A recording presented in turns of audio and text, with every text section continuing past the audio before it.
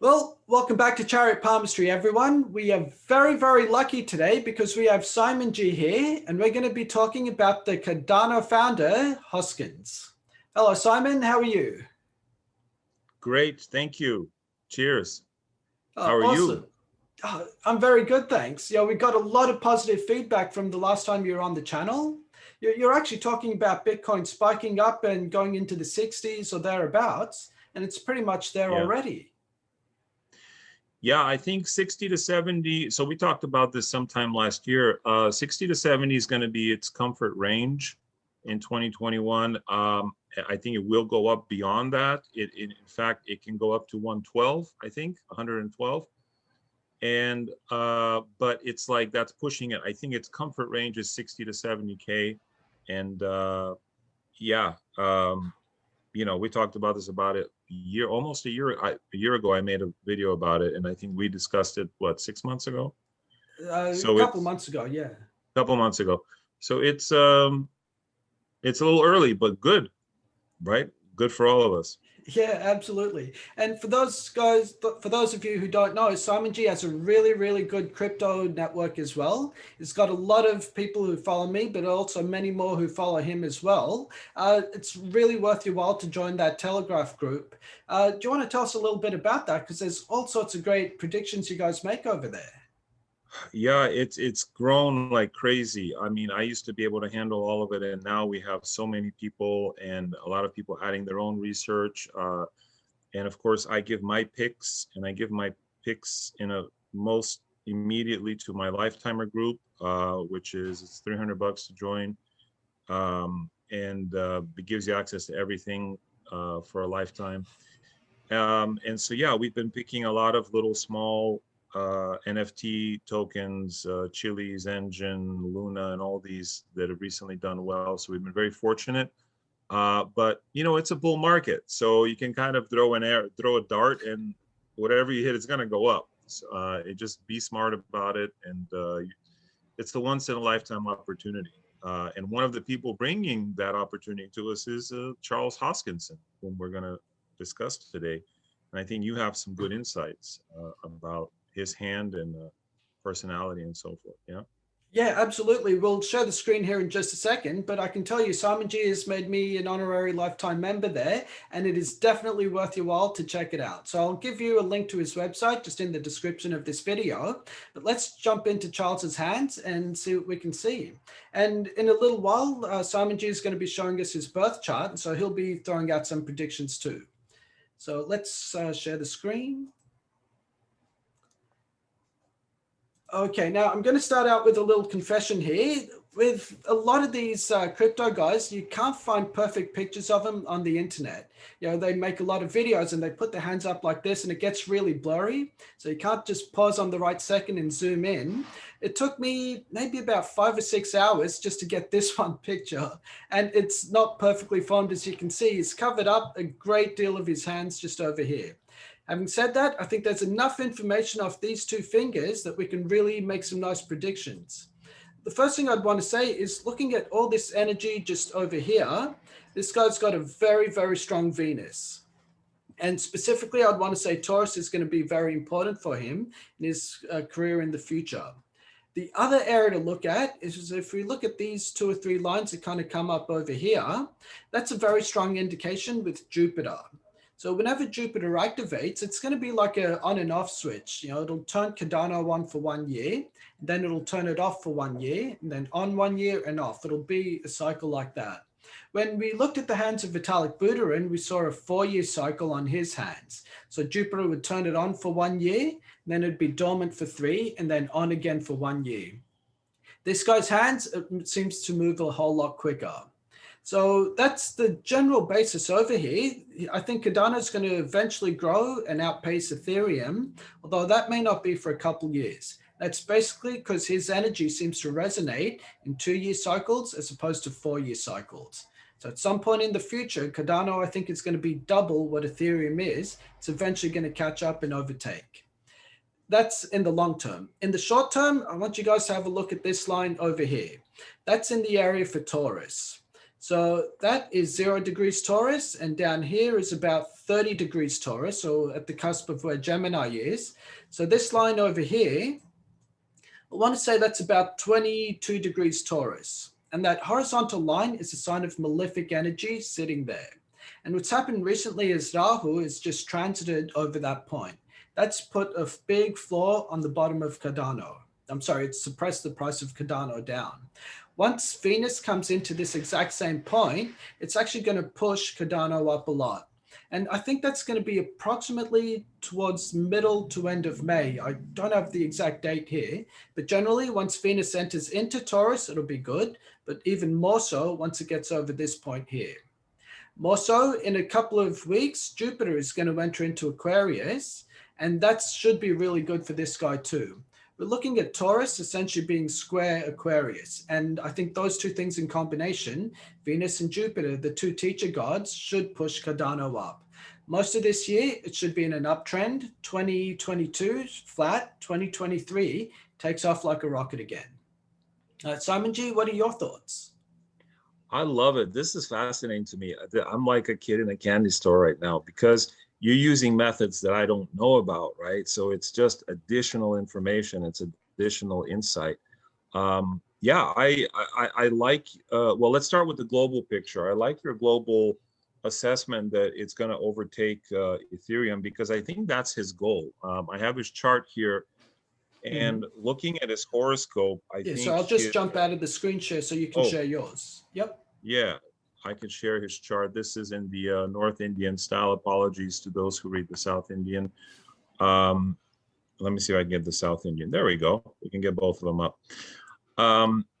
So we have, you're absolutely right. There is a very strong Jupiter energy in you know, if this is his correct chart, which we think it is, then he's ruled by Jupiter and he has something called a Hamsa Yoga here. But I think his purpose is world domination in the sense of he wants this thing to democratize the world, to truly change the world. That's my assessment. And he's doing everything, you know, when people have a strong fourth house, they do things behind the scenes. And they have no problem doing things behind the scenes until it's like planting all the seeds, until those seeds sprout. So he's very comfortable working behind the scenes and not being seen until, you know, it becomes a world dominating force. So I agree with you on the global. Like, I think he wants to, quote unquote, take over the world. You know, in a benign sense, I believe.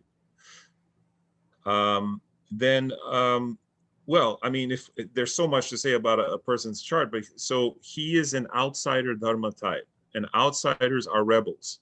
They fundamentally like to go against the grain of what is expected of them.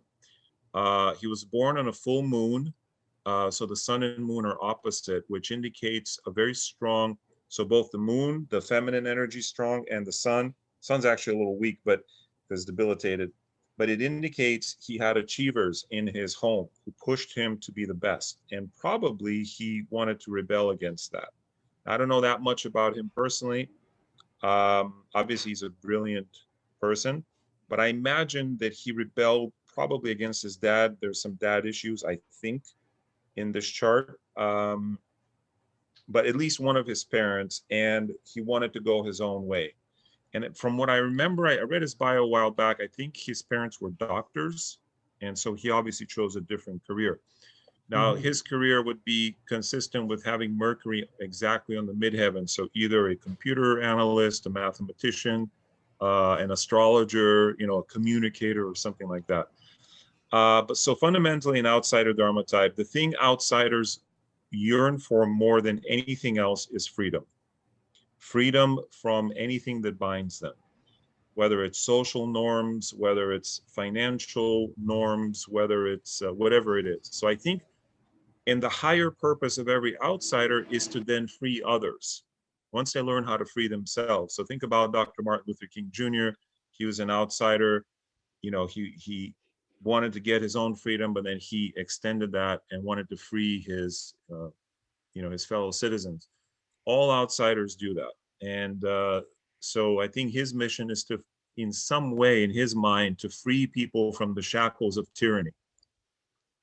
Okay. What's another thing that he's got going on? He has a Jupiter-Mars opposition, which we call the swashbuckler combination. Swashbuckler combo means someone who is willing to take risks, and especially risks with their career. It also happens across the fourth house. So does not care about where he lives. Like he's willing to risk like selling a $1 million house and go live somewhere where it's, you know, you have to sleep on the floor. Like that's exciting to him. That's not a, so he's willing to risk his career and his home. And in fact, I think he is moving soon. There'll be a lot of moves in his life, a lot of moving, changes of residence with Rahu in the fourth house. Rahu in the fourth also indicates an interruption in his education, which not sure, probably he had. But overall, a solid education because Jupiter is also there. I mean, there's so much to say. I don't know if I'm rambling on, but and of course, No, this is good. I have. Is this interesting? Now Definitely. look, he's got Mars K2 together. That's another volatile combination. You got to watch out. This is someone that you can push, and they're not going to say anything, and then one day to just, you know, break a bottle and punch you in the eye with it. Mars K2 is like, you kind of don't want to mess with them because you never know when they're going to snap. That's one thing. The other thing about Mars K2 is that they can be disconnected from their body. So there is, and this is a Rahu Ketu thing in general, where the head is disconnected from the body. So I think there is probably this, yoga is great, Tai Chi is great, physical movement is great for this type of person because they probably work like long hours. They disregard the needs of their body. Their diet is probably crappy. And so they can, it's not good for health. So this is a person who needs physical movement. And Yeah, they're actually, disconnected. just on that note, sorry if I could interrupt there. Can I jump onto my screen here? Yeah, let's rock. Let's riff on this. There's so much to say. His health is really, really bad. You want to be looking at this area of his thumb. You see how it's turning dark? Very, very difficult. And basically, the more darkness there is in your fingernails, the worse your health gets. And I'll just undo what I just drew there so you can kind of see how bad that is. And we also get this semicircle that goes through there. This is a guy whose health is extremely poor. When that line turns completely black, that means he's got 1 foot in the grave. So let's just say he's got like a foot halfway in the grave right now. Not quite serious, but serious enough that we should be looking at this. We're making predictions that at some point in the future, Cardano will take over the world. We don't know if he'll necessarily be there. All right, so on that morbid note, I'll hand it back over to Simon G. Yeah, that's a great great little thing. Yeah, because we don't know if he's going to join us there. So, you know, often when people have a strong dharma, the dharma itself sort of carries them through, and I think that's how he sees it. Like he's got a mission, and that mission is what's important, not his own sort of needs. But that's how Mars K2 people think. Now, also having Saturn Venus together exacerbates this because what it creates is a sense of denying the sensual, the kind of the basic needs of the body for other things, you know, whether it's intellectual pursuits or work or whatever. Anyhow, so let's see, what other combos do we have going? We have Rahu Jupiter combination together. That's what's called typically a Guru Chandala yoga. But it's especially if it's configured with the 9th house or the 9th lord. In this case, it's not, but still, it makes the person a rebel. They're going to want to seek their own counsel, and it's going to be hard for them to trust educators, teachers, and people in authority. And they're going to want to be their own authority, which is fine, no problem there. But the problem arises, there's also Sun Pluto together, and that creates massive power struggles. So this becomes a combination for someone who is very hard-headed. They want their freedom, they want their way or the highway, and they're going to fight with authority or with people they deem in their eyes who want to take their They just think they're right, basically. So some Pluto is a lot of power struggles, probably started with his father. Anyway, what's that got to do with Cardano? Well, the man behind the mission is important. Oh, one final thing. If this is his correct chart, he was born with the star Vega on his ascendant, Vega. Now, Vega is considered by many to be the marker star of Abhijit Nakshatra. And I've seen this. Now, the effect that this has, you know, Krishna says, among the nakshatras, I am Abhijit. Now, which is, you know, high praise. But the effect I've seen in practicality is that this becomes the star of the sixth man. Now, that's an expression from basketball where you have 5 players, right? But you have the sixth man or the sixth player come off the bench to replace one of the main players, and they end up playing better as a result. So a famous person that has this is Dennis Rodman from the Chicago Bulls winning franchise. He was he won sixth man every year. He won that award because he came off the bench and just energized. He did more for the team than the starting players, maybe with the exception of Jordan. So Hoskinson has this thing where he will join a team and make it better. Now, I know, again, from reading his bio, that there were 4 people who founded Ethereum, and he was the 5th one. So he was, in this case, the 5th man, and, you know, made it better. Then he left, he got kicked out. But he has this energy of being able to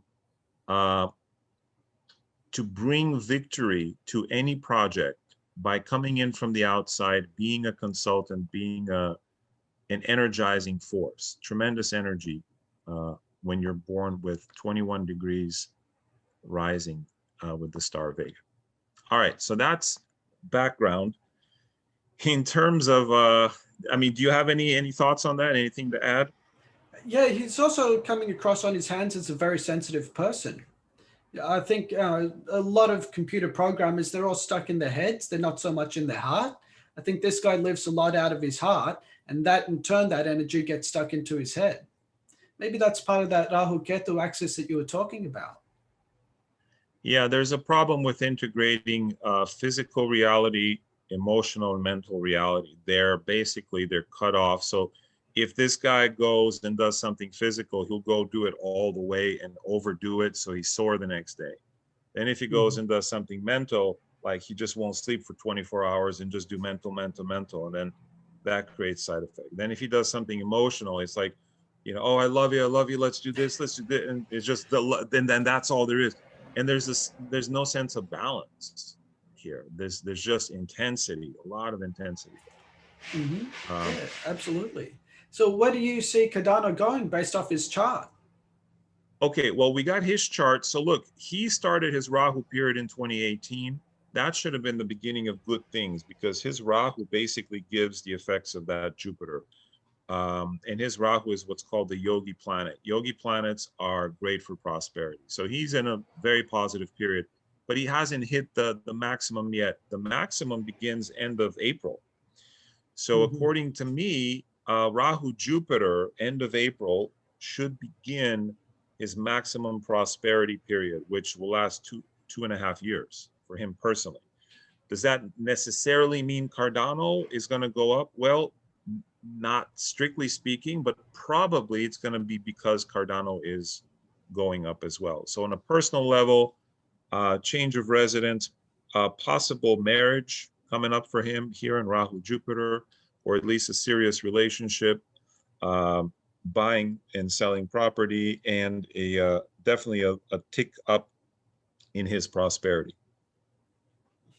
Now, in terms of Cardano, I actually have the chart for Cardano, or a chart. You never know if these charts are right. This is some of the research our students have done, and they've come up with this. Cardano itself begins a new cycle of Rahu in end of September. So that should mark a dramatic change.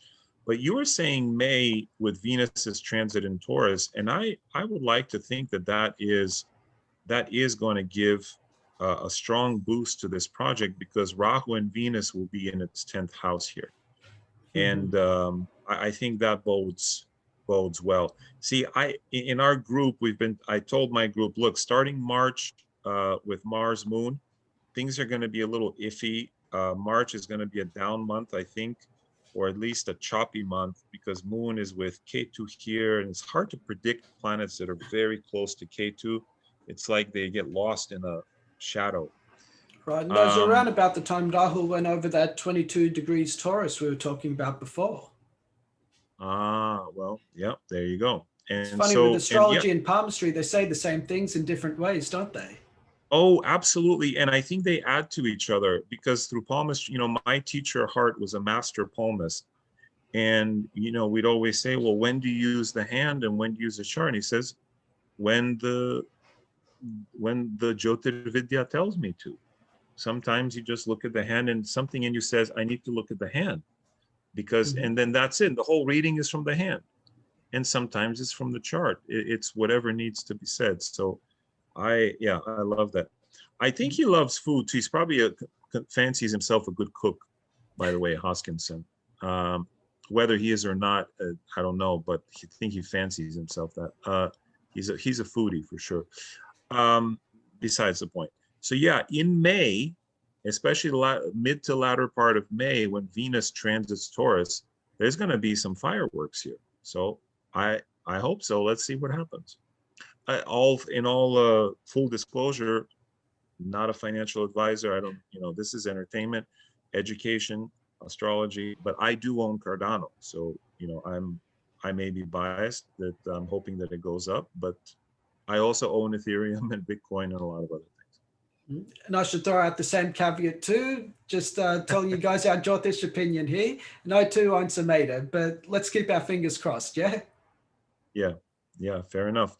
And I like your take on it being year on, year off. I did not, I didn't see that in the charts, but I think that it has kind of played out that way, hasn't it?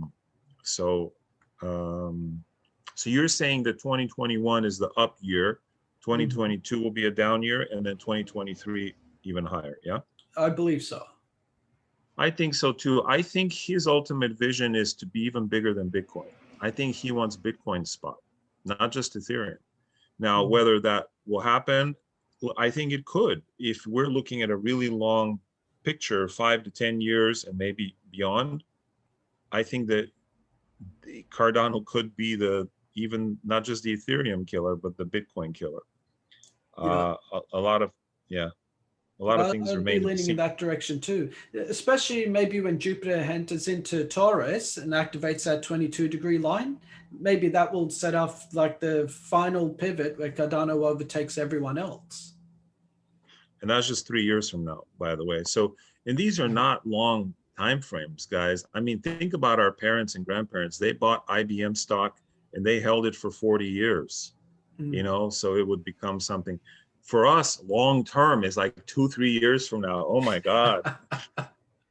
We're spoiled. We're spoiled with this bull run where you see something at $1 today and tomorrow it's worth $8. It's gone up 800%. And you're like, whoa, 800% in the stock market. That used to take decades to happen. So patience is good. And I just want to remind everyone that if you held Cardano or Ethereum or Bitcoin March of last year, you've already 10x'd your portfolio.